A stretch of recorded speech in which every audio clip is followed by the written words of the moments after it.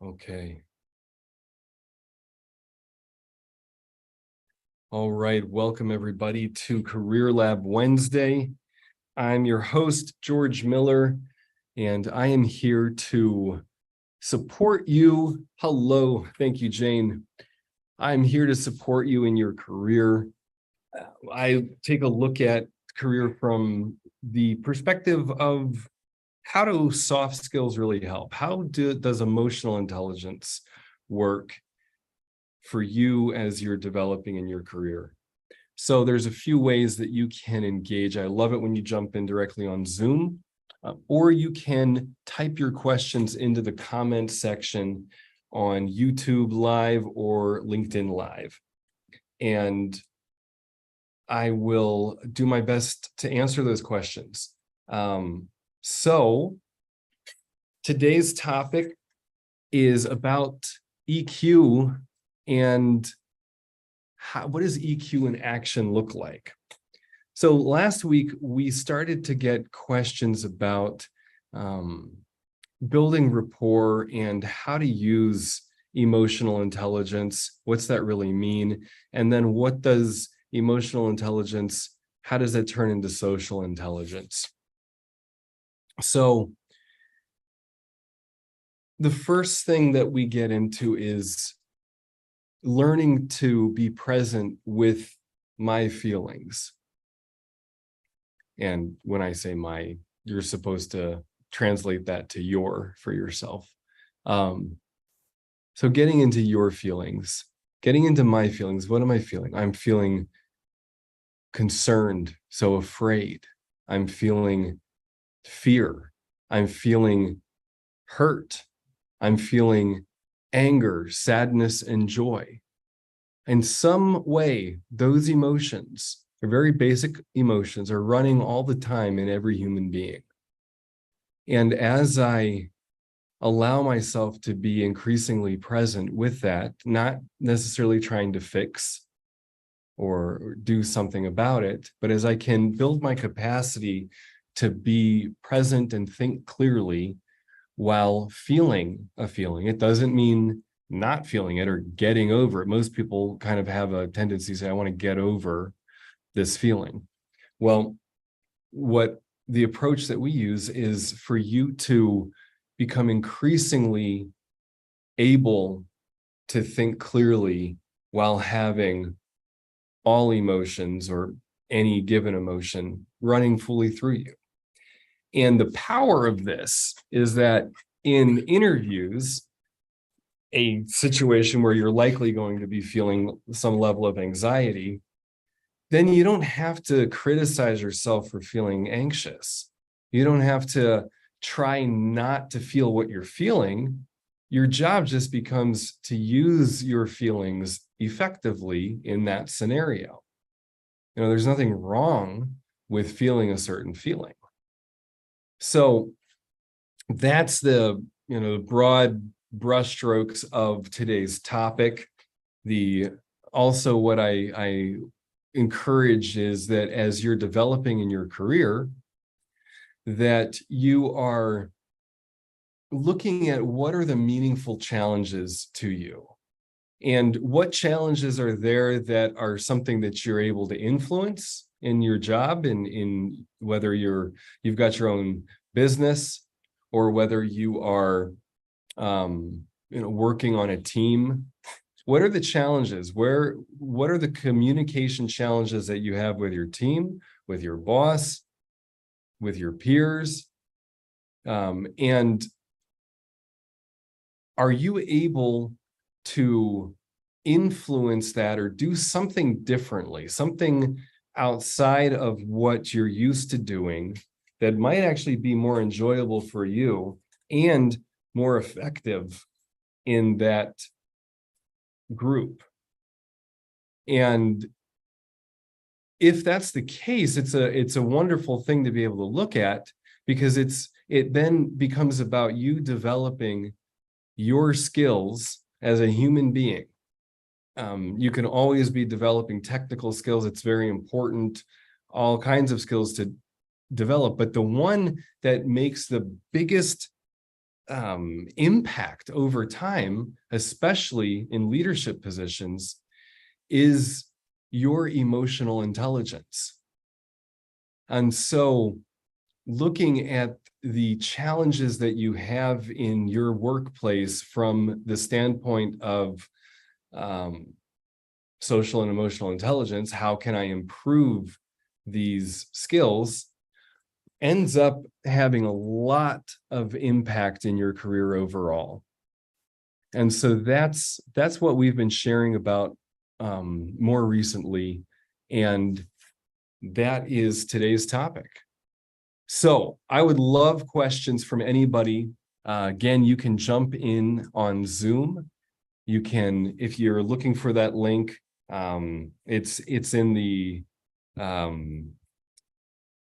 event description, although I know oftentimes it's hard to find on LinkedIn. So if you have any questions about that, just ask, type into the question or comments section, and Jane will get those over to you. And if you have any questions, if you're not able to join in directly on Zoom, go ahead and type your questions into the comment section.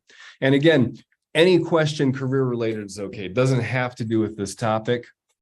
I'm just talking about the context from which I come from in coaching, but any question you have is on the table. No question too small, no question too big. Whether you're in the interview process, whether you're in the job search process, if you are new in a organization and you are wanting some best practices for how to establish meaningful relationships and develop rapport with your team, those are fair game. And if you've got leadership questions, that's on the table as well. So let me know any questions that you have.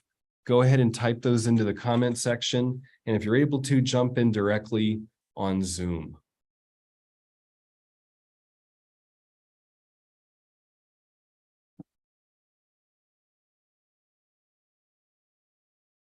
And I will continue. I'll share more about emotional intelligence and some of the things that we share in our programs. And what the research shows is that we make decisions based on emotions. And there's actually nothing wrong with that, but it's helpful to be aware of how we're making those decisions. And so I will have, when somebody delivers something to me in a conversation and I'm very in touch with my emotions at that moment, that lodges in my memory in a different way than if I'm not emotionally involved. So that's why stories are so powerful. That's why in sales, you're going to find ways of connecting and being emotionally connected, because that's where somebody's actually going to make decisions.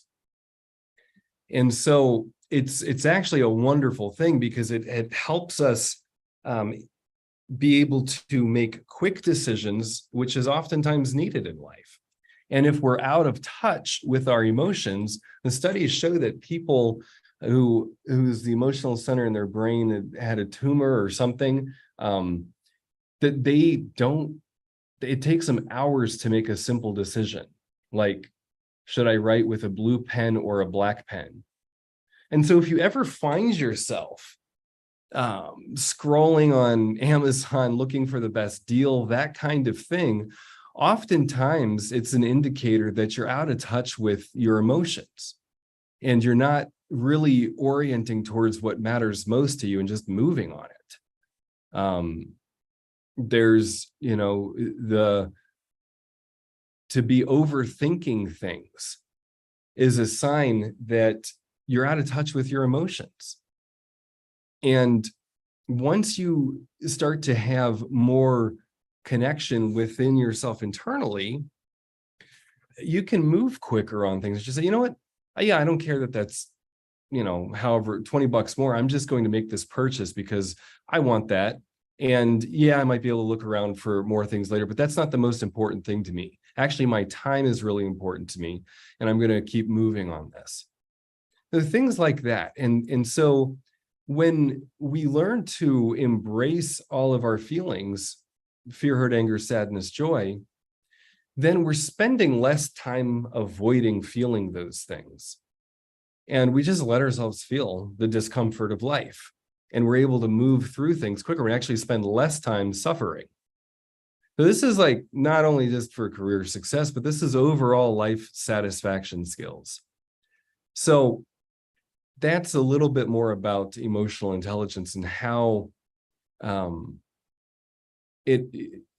your increasing awareness of your feelings and acceptance of those feelings as meaningful data are going to help you make the decisions that you want to make and move through things quicker and have deeper relationships, have a deeper sense of connection with people around you.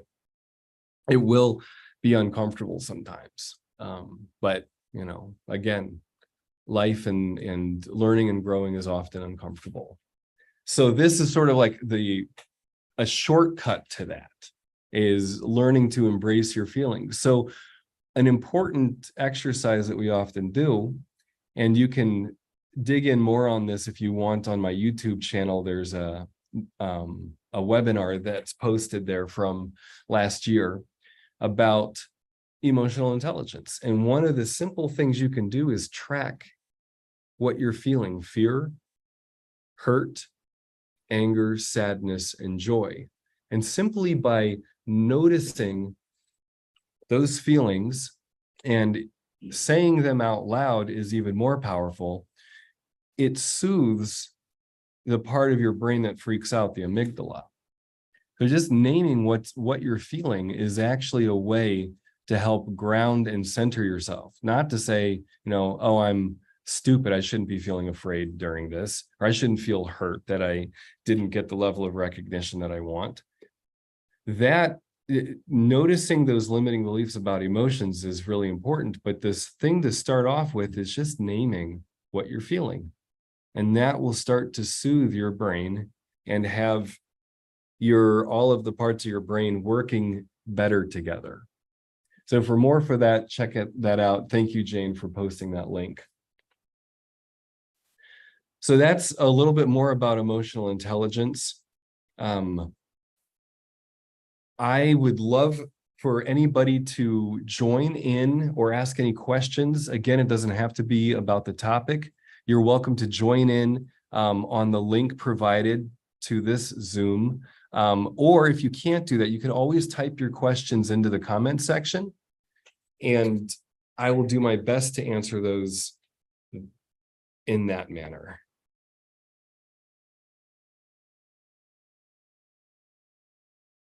Okay. Well, I'm going to give it a few more minutes. And if there's no questions or comments today, then I think we'll wrap up. We'll put a link into the comments too about where you can find more about emotional intelligence. And reminder that you're welcome to ask any questions career related. And I will be back next Wednesday from noon to 1 Central. I'll be here, and if you have any questions in the meantime, you can always set up a coaching call with me, a 15-minute call. I'll do as much as I can in that time to serve you, and if continued coaching is something that would make sense, we can discuss that as well. So we'll go ahead and put that in there too. You can book a 15-minute time with me especially when you've got something on your mind that you're not comfortable sharing in a live format. That's a great place to start. Okay. Well, wonderful, everybody. So take care. Again, Career Lab Wednesday. I'm here noon Central Time every Wednesday to help with your career questions, whether you're building your career early on or whether you are, Okay, wait, I'm getting somebody jumping in here. So I would give me a moment. Welcome, Allison. Wednesday to help with your career. Welcome. I hear myself. Hi. Hey, Allison. I heard you were ending and I was like, oh no, fill the space with useful things. Okay. Sorry to be late. So I know that people will keep what I'm about to say private to this meeting. Oh, cool. And you're welcome to type it into the chat if you'd prefer. Thank you. I also want the community's referrals if needed, Okay. or relevant. But I am considering leaving my startup that I joined in 2016 because of co-founder issues. And I want to do something similar but different next. And I'm in need of IP advice. I don't think that'll be what I get on this call, but I need to find an IP attorney, Silicon Valley specific. Oh, okay. Oh, cool. Yeah, it's the whole thing. Yeah, that sounds like a good idea and do you have leads? I have spoken to one, didn't seem very tech knowledgeable, so I'm taking their words with a grain of salt. I'm speaking to another one today that's a referral from the Houston tech community, but the startup is based in Silicon Valley. My co-founder is Silicon Valley, so I would like to get something very knowledgeable over there. How have you talked with with anybody on your current team? To get referrals, no, because No, I mean, sorry. I'm about the IP and about your ideas. what do you mean talked on my current team? Have you talked with the founder at all? My co-founder and told him that I want to leave? Yeah. Not yet. That's what I want to send in a letter on Friday. But before I do actually say I want to leave, I want to know what I'm in for. And that's why I want to talk to someone now. Okay. I will, do you have my email? I might. Here, I'll type it Probably. into the chat. Send me an email. I have a thought for you, but it will. I think I only have an old email for you. Okay. There you go. Yeah, interesting. So definitely that sounds like a good idea. And it sounds like you're at a point where you're pretty convinced that you're not going to be able to have the influence with your co-founder that you'd like. Right. Yeah, it's gone Right. up and down relationship wise. And the summary is misogyny. Mm-hmm. I don't seem to be able to create lasting change with that. And I don't seem to be able to get at the table in the way that would make sense for someone in my position to do at the company. And it's very stressful. My heart rate goes up to 90 something when it should be at 50 something or 60 something just because I'm on a meeting with him. And it's been years of up and down, but really no significant change. Okay. Oh, I'm sorry to hear that. Yeah. And so you're wanting to, you've got ideas and direction to take this, and for some reason that's not coming, that's not going to be able to bloom where you're at, and this is something important to you, and you want to Yeah, I think the challenge manifest. is a real challenge. It's still there. I want to handle it differently now that I'm different, time is different, AI is different, everything in tech is different than in 2016. I want to do it leaner. I want to do it sooner. I want to do it with different people and in a very different, better, healthier work environment. Okay. Well, cool. I'm intrigued. We should talk briefly just because. Yeah. And so let's do that soon. Okay. Is there anything, I'm thinking we should just do that now. Let's end this. I was about ready to wrap up, and let's jump over to a call. I'm into it. Okay, great. Well, perfect. Well, everybody, thank you for listening in. And again, any questions that you have, feel free to type those into the comment section. I'll certainly take a look at that before 1 o'clock today. And for next week, same time, same place, 1 p.m. or noon Central. And again, any questions career related are open. All right. Well, take care, everybody. Thanks all. Do you want to just stay on this or should we create a new meeting? Come back in 1 minute.